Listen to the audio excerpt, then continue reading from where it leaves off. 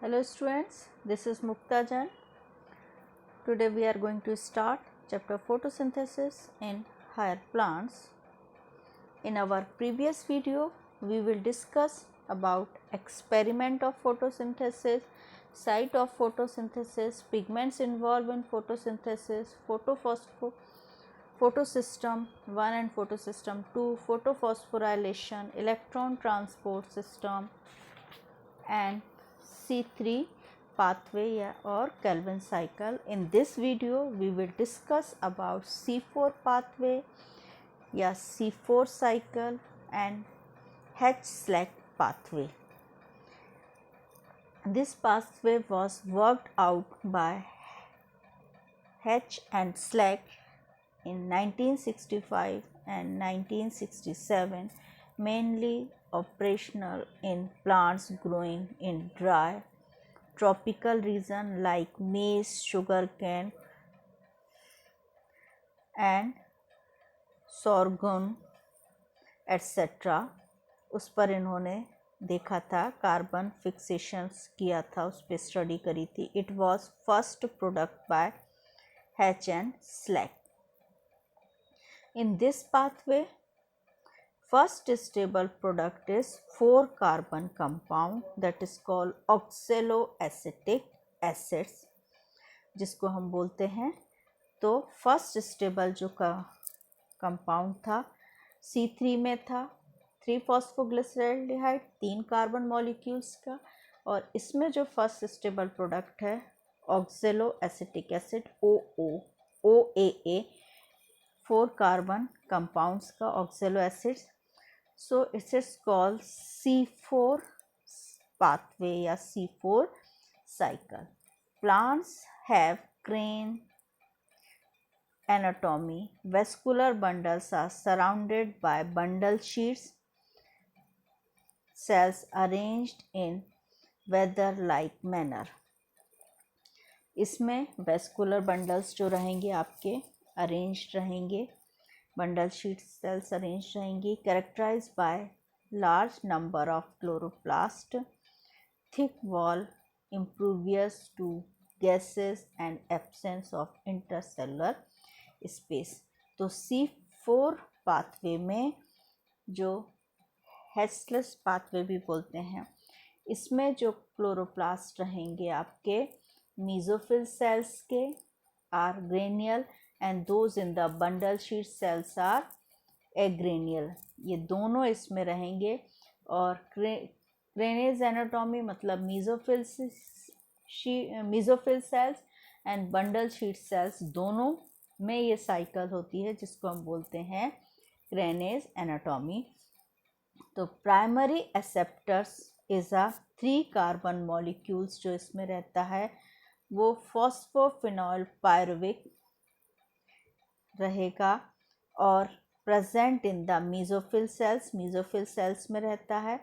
और एटमॉस्फेयर की carbon dioxide और फॉस्फोफिनॉल पायरुवेट मिलकर कार्बन डाइऑक्साइड का फिक्सेशन करते हैं, और एंजाइम की हेल्प से ये आपका बना देते हैं PEP कार्बोक्सिलेज जो आपका रहेगा, एंजाइम इन्वॉल्व रहेगा, वो कन्वर्ट कर देता है ऑक्सैलोएसिटिक एसिड. और ये जो ऑक्सैलोएसिटिक होता है ये मेसोफिल सेल्स में फॉर्म होता है.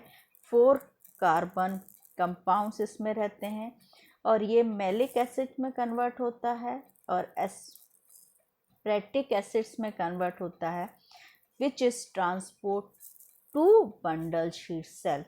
और मेसोफिल सेल से ये ट्रांसफ़र हो जाता है बंडल शीट सेल्स में. तो 4 कार्बन का oxalo acid first stable product हुआ वो C4 प्लांट का, और ये ट्रांसफ़र हो गया, कन्वर्ट हुआ मैलिक एसिड एस्पेरेटिक एसिड्स में, और ये ट्रांसपोर्ट हो गया बंडल शीट्स में. अब बंडल शीट्स में it is broken into 3 carbon molecules. ये 3 कार्बन मॉलिक्यूल्स में टूट जाता है. 3 carbon molecules is return back to mesophyll cells, और ये जो 3 कार्बन मॉलिक्यूल्स में टूटेगा उसमें से आपके जो ये रहेंगे PEP जो आपका रहेगा फॉस्फोफिनॉइल पायरुवेट्स उसमें पहुंच जाएगा। Then molecule released in bundle sheaths enter the Calvin cycle. और जो मॉलिक्यूल्स आपके C4 कार्बन बंडल शीट्स में पहुंचे थे, अब यहाँ पर डी कार्बोक्सिलेशन हो जाता है, कार्बन डाइऑक्साइड रिलीज होती है और 3 कार्बन का पायरुविक एसिड्स बन जाता है यहाँ पर। और ये जो 3 कार्बन का पायरुविक एसिड्स बन जाता है, ये आपका वापस ट्रांसपोर्ट हो जाता है मीज़ोफिल सेल्स में, और जो आपका कार्बन डाइऑक्साइड रिलीज हुई इसमें, वो आपकी बना देती है रूबिलोज 1,5 बाईफास्फेट। और ये कार्बन डाइऑक्साइड से वापस वही आपकी साइकिल जो C3 साइकिल या C3 पाथवे हमने देखा था, कार्बोक्सिलेशन होगा, रिडक्शन होगा और रीजनरेशन होगा। तो मीज़ोफिल सेल्स में ये सेल बंडल शीट्स में ये आपकी सेल C3 साइकिल चलती रहेगी, और जो C3 एसिड बन गया था जिसको हमने पायरुविक एसिड बोला था 3 कार्बन का, ये पहुंच जाता है मीज़ोफिल सेल्स में।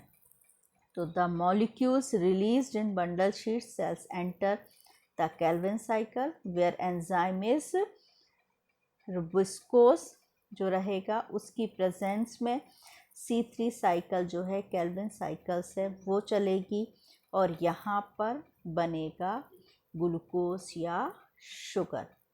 तो C4 पाथवे में C3 साइकिल्स भी होती है, और ये जो C4 साइकिल होती है इसमें mesophyll sales and bundle sheaths दोनों इन्वॉल्व होते हैं।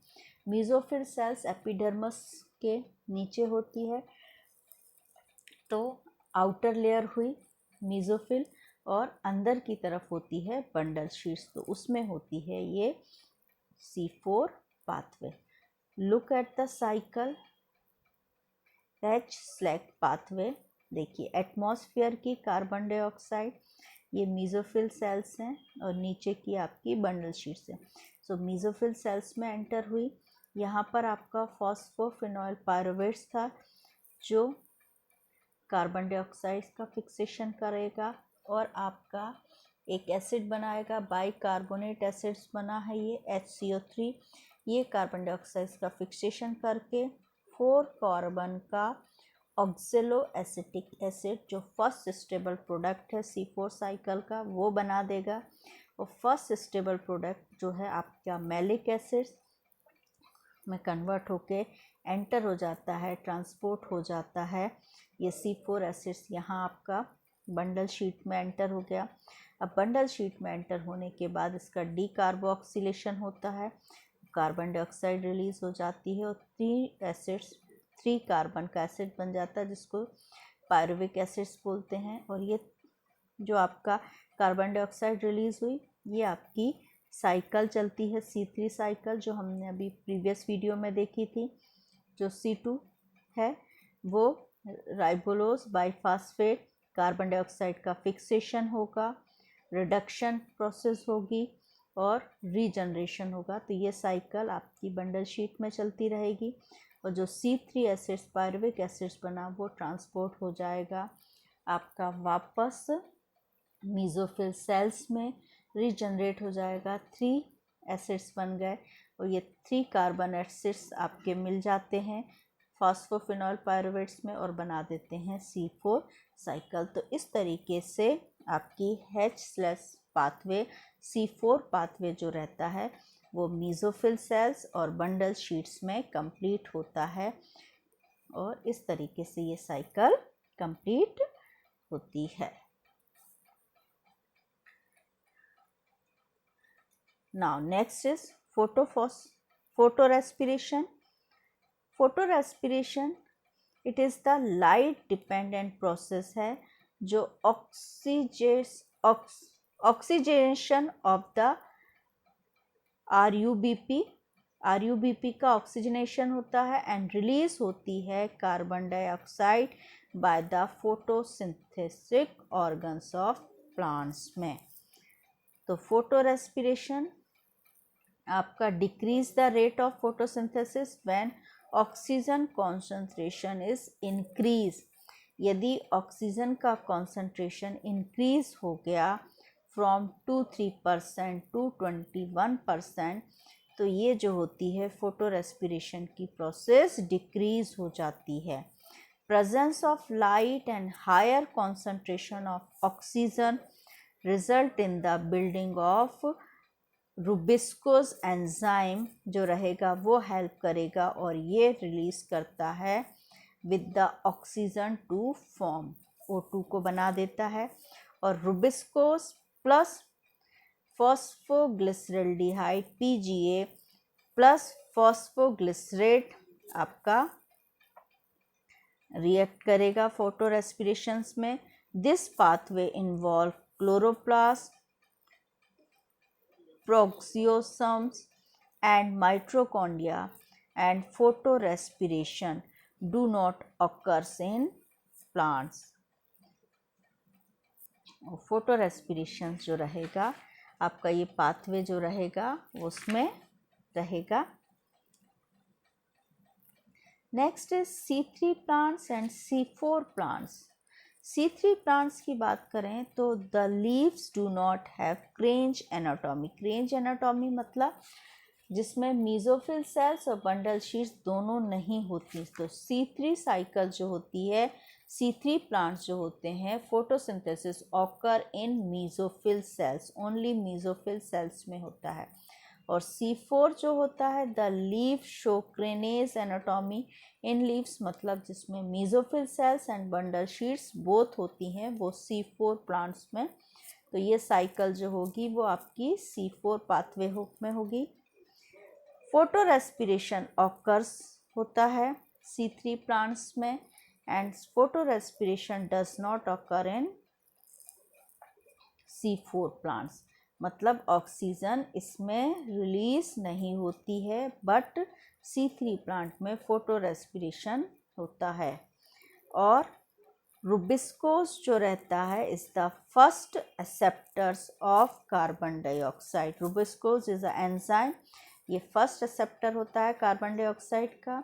एंड PEP फॉस्फोफिनॉइल पायरुवेट, जिसको हम बोलते हैं फॉस्फोफिनॉइल पायरुवेट कार्बो ऑक्सीलेज जो रहेगा आपका एंजाइम, वो फर्स्ट एक्सेप्टर्स होता है कार्बन डाइऑक्साइड का। तो इसमें रुबिस्कोस और इसमें PEP, जिसको फुल फॉर्म है फॉस्फोफिनॉइल पायरुवेट कार्बो ऑक्सीलेज, ये इसमें रहता है एक्सेप्टर्स कार्बन डाइऑक्साइड का। फर्स्ट स्टेबल प्रोडक्ट होता है C3 साइकिल या C3 प्लांट्स में PGA फॉस्फोग्लिसरेट, और इसमें होता है oxaloacetic acid, first stable product in C4 plants. Plants are adopted to all climates, जो C3 प्लांट्स होते हैं आर अडॉप्ट हो जाते हैं ऑल क्लाइमेट्स में। और C4 plants are adopted to tropical climates, generally high temperature पर ये करते हैं। Mesophyll cell perform complete photosynthesis in C3 plants and C4 plants में mesophyll cells perform only initial fixation of carbon dioxide। बाकी की जो प्रोसेस होती है C4 plants में वो बंडल शीट्स में होती है। तो this is the difference between C3 and C4 plants. Now next is factors affecting photosynthesis। यदि हम फोटोसिंथेसिस की बात करें तो कुछ फैक्टर्स होते हैं या रॉ मटेरियल होते हैं, जैसे light, carbon dioxide, temperature and water.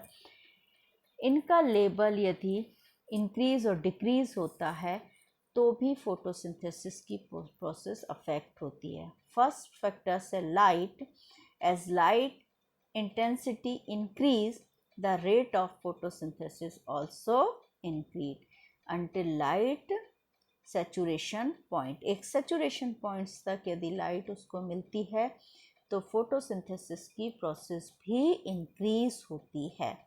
Second is carbon dioxide concentration. With increase in concentration of rate of photosynthesis increase till the compensation point, एक लेवल रहता है कार्बन डाइऑक्साइड का।